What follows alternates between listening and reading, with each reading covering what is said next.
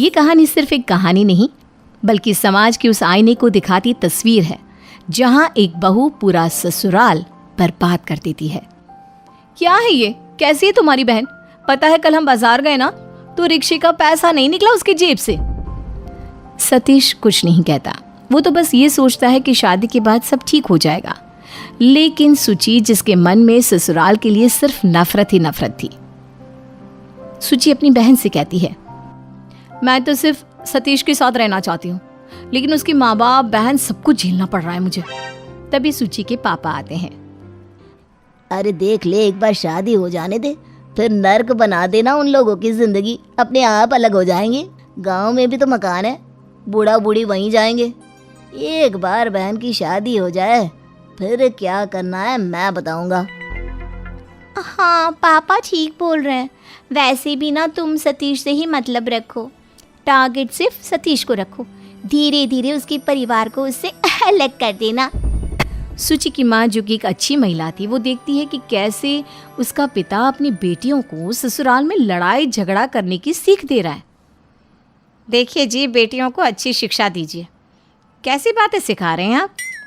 तुम तो चुप रहो, एक लड़का पैदा नहीं कर पाई, अब क्या बुढ़ापा अकेले काटेंगे? इन लोगों का घर टूटेगा तभी तो हमारी एंट्री होगी। खैर, भोले भाले सतीश के माता पिता सुची को घर की बहू बना लेते हैं। शादी के अगले दिन, बहू आज अच्छी सी साड़ी पहनना। वैसे तो तू सतीश के साथ पहले भी घर आती रहती थी, लेकिन जींस टॉप और सूट में। आज मैं अभी तो देखो साड़ी में मेरी बहू रानी कैसी लगती है। सुची सास की बात सुनकर भी अनसुना कर देती है। वो सूट पहनकर किचन में जाती है, जहां सारा घर शादी के बाद बिखरा होता है। क्या हाल बना रखा है घर का? पूरा घर बिखरा पड़ा है। अरे बहू, वो शादी का घर है ना, वैसे भी तेरी सास धीरे धीरे करती है, लेकिन सारा काम खुद ही करती है। देख रही हूँ घर की हालत। और प्लीज आप ना अपने कमरे में जाइए, वैसे भी सारा दिन टीवी चलती रहती है। अरे तो सतीश के पापा रिटायरमेंट के बाद घर में ही रहते हैं, टीवी देखेंगे ना, इसमें इतना बवाल मचाने की क्या बात है बहू। सुची को तो सास की बात ऐसे लगती है जैसे तीर। मम्मी जी देखिए, ऐसे तो बात मत करिए मुझसे, समझी? मुझे ऊंची आवाज सुनने की आदत नहीं है। शोर सुनकर सतीश भी आ जाता है। क्या चल रहा है यहाँ माँ? रोज तो घर में शांति रहती है और शादी के पहले दिन है। सास रो रही थी, ससुर सर पर हाथ रखकर बैठे थे। ये लोग जीने नहीं देना चाहते। अरे नफरत होती है मुझे इनकी शक्ल देखकर। बहू जोर जोर से चिल्ला रही थी। वो ध्यान ही नहीं देती कि सामने पड़ोसन सब कुछ सुन रही थी। अरे ममता बहन, मैं तो बहू को देखने आई थी, लेकिन कोई ना, फिर आती हूँ। अरे शशि बहन, आओ आओ, चाय साथ में पीते हैं। पड़ोसन ना चाहते हुए भी बैठ जाती है। बहू मुंह बनाकर कमरे में चली जाती है और सास चाय लेकर पति और पड़ोसन के साथ बैठ जाती है। बहू थोड़ी तेज है लगता है। अरे नहीं नहीं, वो नहीं है ना, घर के माहौल में ढलने में थोड़ा वक्त लगेगा। बहुत अच्छी है हमारी बहू। पड़ोसन, जो थोड़ी देर पहले ये सारा ड्रामा देख चुकी थी, वो समझने की कोशिश करती है कि आखिर ऐसी जालिम बहू की करतूतों को समाज से क्यों छुपाना। इस बहू की असलियत तो वो सबको बताएगी। फिर अगले रोज पार्क में, ममता बहन कितनी सीधी है, घर वाले भी कितने सीधे, लेकिन सतीश न जाने कौन सी चुड़ैल उठा लाया। ये नहीं बसा सकती घर भर। हाँ तो क्या चिंता है, जाए पति को लेकर। सुनील जी ने कितनी मेहनत से ये घर खड़ा किया है। घर बन रहा था तो कैसे घंटों खड़े रहते थे, देखा था ना। तभी सुची पार्क में टहलती हुई सबके पास आती है। नमस्ते आंटी, आप लोगों से मिलना था। वो क्या है ना, अब तो मैं भी इसी मोहल्ले में हूँ, तो सबको जान लेना सही है ना। हाँ क्यों नहीं, लेकिन ममता बहन कहाँ है? ये तो उनके और भाई साहब के टहलने का वक्त है ना। हाँ, बोला था उन लोगों को कि टहलाओ, लेकिन कहने लगे फिर घर में कौन रहेगा, तो मैं आ गई। वहीं दूसरी तरफ घर में ससुर। घुटन हो रही है, क्या करूं, कहाँ जाऊं? अरे कोई बात नहीं, बहू आ जाए तो हम चलेंगे ना। उधर बहू घूम फिर कर अंधेरे में आती है और कमरे में चली जाती है। अरे बहू आ भी गई और बात भी नहीं की। बहू को बोलो बाहर आए, हम लोगों के साथ बैठे। अरे क्या हो गया, किस बात की नाराजगी है? सास बहू के कमरे में जाती है। बहू, ओ बहू, चल बाहर आ बेटा, अकेले क्या कर रही है? देखिए माँ जी, मैं ना थक गई हूँ और मैं सो रही हूँ। सास पति को सारी बात बताती है। तभी सतीश आ जाता है। अरे आप लोग आ गए टहल कर? नहीं ना बेटा, आज हम नहीं जा पाए। वो बहू गई थी, देर से आई, कब जाते हम? तो क्या मतलब है, आप लोग टहला करिए ना। वैसे खाने में क्या है? पता नहीं, बहू ने तो कुछ नहीं बनाया, शायद उठेगी तो बना देगी। देख जरा बेटा कमरे में जाकर बहू क्या कर रही है। बेटा कमरे में जाता है। न जाने मियाँ बीवी में क्या बात होती है, वो बाहर आकर किचन में लग जाता है। अरे किचन में क्या कर रहा है बेटा? माँ, आज आपके लिए बटर पनीर बनाने का मन था मेरा। बस आधे घंटे में पूरा खाना तैयार कर दूंगा। जाइए आप लोग कमरे में बैठिए और एसी भी चला दीजिएगा। माता पिता को कमरे में भेजकर ऑफिस से थका आया सतीश खाना बनाने लगता है। सबको खाना देता है और सुचि को कमरे में थाली ले जाकर देता है। अरे बेटा बहू को बोल ना, यहीं आकर खा ले। अब नहीं माँ, उसकी तबीयत ठीक नहीं है। माता पिता भी समझ लेते हैं कि शायद बहू की तबीयत ठीक नहीं होगी, लेकिन ये क्या, ये तो रोज की आदत हो गई। रोज रोज सतीश ऑफिस से आता, खाना बनाता और सबको खाना खिलाता। अब ससुर जी को गुस्सा आ जाता है। देखो सुचि, ये ठीक नहीं। तुम सारा दिन आराम करती हो, शाम को घूमने निकल जाती हो और रात में बेचारा सतीश खाना बनाता है। सुचि तो जैसे मौके की तलाश में ही थी। वो जोर जोर से ससुर के साथ चिल्ला चिल्ला कर बात करने लगती है। आसपास के पड़ोसी भी सुन रहे होते हैं कि तभी बहन जो कि बाहर पढ़ने गई होती है वो आ जाती है। हाथ में बैग, थकी बहन जब माँ बाप की हालत देखती है तो भाभी क्या हो गया, क्यों चिल्ला रही हैं? एक और आई है, क्यों चिल्ला रही हो? अरे देख रही हो इन लोगों की हरकतें। बहन जो माँ बाप की तरह सीधी नहीं थी, वो सुचि को डांटना शुरू कर देती है।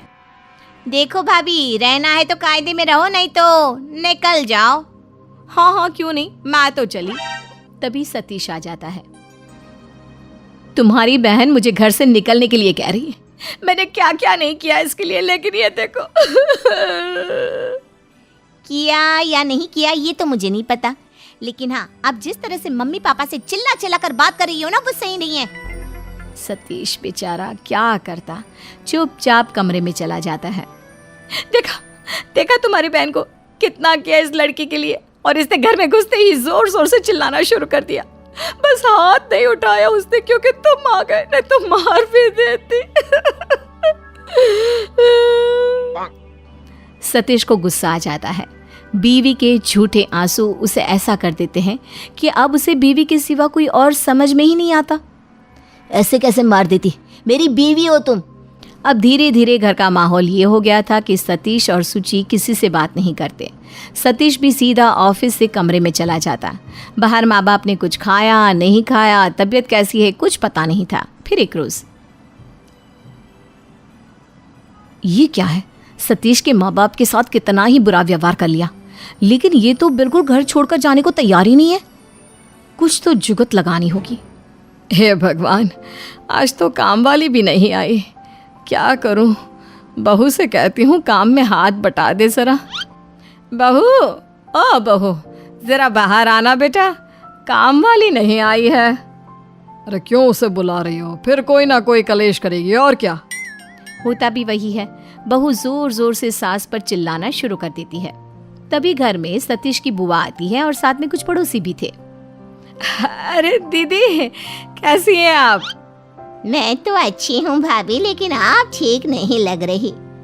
सुचि आदत के अनुसार सबके सामने अच्छा बनने की कोशिश करती है। अरे बुआ जी नमस्ते। ये बोलकर वो बुआ के पैर छूती है कि बुआ पीछे हट जाती है। सुचि बेशर्मों की तरह हंसती है। आइए आइए, आप लोग भी अंदर आइए। देखो ममता बहन, तुम्हारी बहू की सारी करतूत देख ली। अब इसे बोल दो कि जब हम लोग आया करें तो हमसे बात ना किया करे। सुचि पड़ोसन की बात सुनकर रोने लगती है। अरे मैंने आप लोगों के साथ क्या बुरा किया जो मुझे ऐसे सुना रहे हो?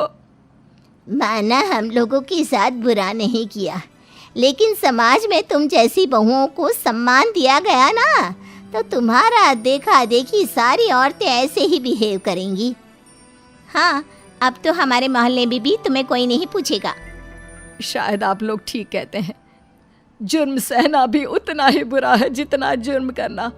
मैं आज अपनी बहू का सामूहिक तौर पर विसर्जन करती हूँ, जिससे ऐसी बहू होने से पहले कोई 10 बार सोचे। एक तो सास जो होती है खतरनाक, ऊपर से सौतेली।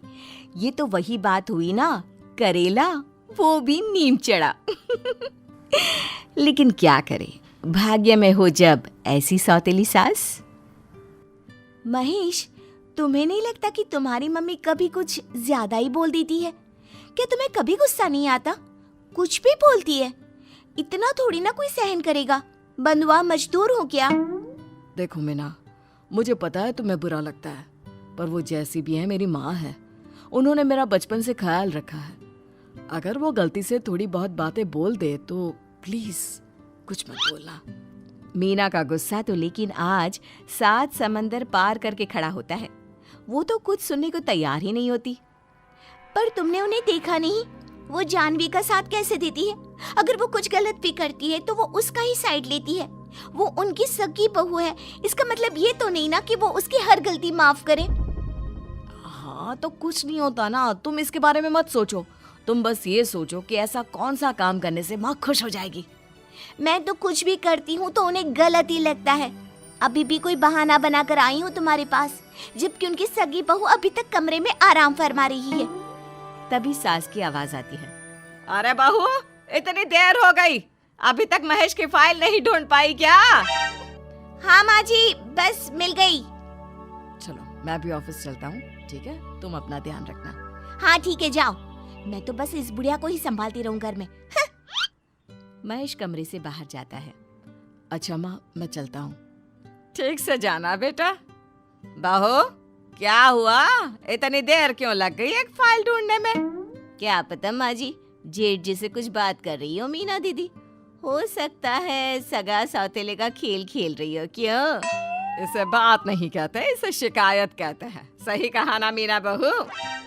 नहीं माँ जी, आप गलत समझ रही हो। मैं क्यों ऐसा कुछ करूँगी? वो तो फाइल। दीदी, मैं आपसे छोटी हूँ लेकिन साफ बात बता रही हूँ। समझ लीजिए, सास बहू की बात पति तक नहीं ले जानी चाहिए। आप तो जानती हैं, जेठ जी भले ही सौतेले हैं, लेकिन माँ ने तो उन्हें सगे से भी बढ़कर माना है। क्यों माँ जी, ठीक कहा ना मैंने? जानवी सास को पटाने के लिए आए दिन मीना को ऐसे ही ज्ञान दिया करती। चालाक जानवी के आगे मीना को समझ भी नहीं आता कि वो क्या बोले। ठीक है, पर ऐसा कुछ भी नहीं है।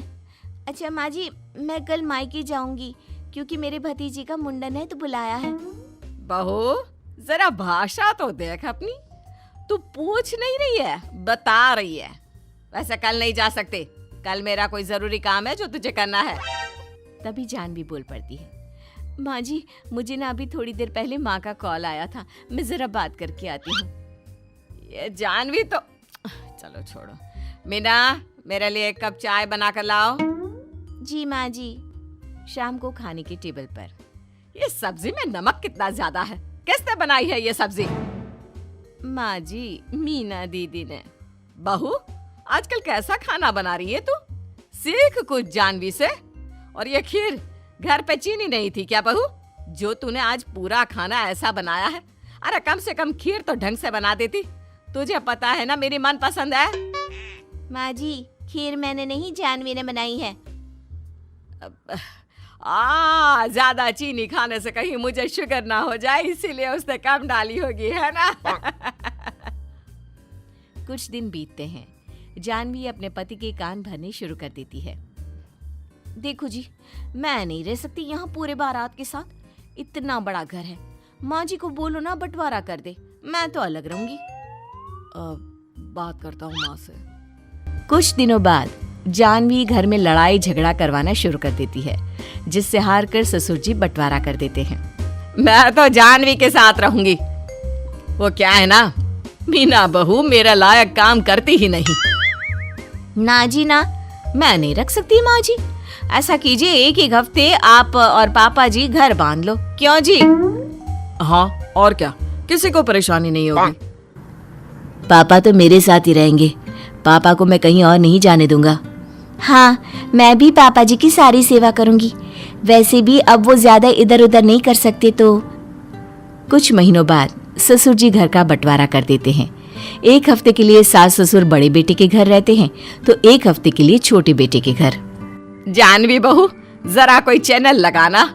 तुम जवान लोग बिना पिक्चर वगैरह देखते रहते हो। अरे थोड़े भजन भजन भी सुना करो। माँ जी, मेरी मनपसंद मूवी है, देखने दो शांति से। अरे पर तो मैं क्या करूं, मुझे कुछ समझ में नहीं आ रहा। अच्छा किचन में जाकर जरा मेरे लिए एक बढ़िया वाली चाय तो बना दे। माँ जी, अभी थोड़ी देर पहले ही पी थी ना आपने। अरे तो क्या हुआ, फिर से बना दे, मन हो रहा है। ठीक है। रात को जानवी अपने पति से बता रही होती है और उसकी सास सुन लेती है। सुनिए जी, आप अपनी माँ को अपने भाई के घर क्यों नहीं भेज देते? क्यों, अब क्या कर दिया माँ ने?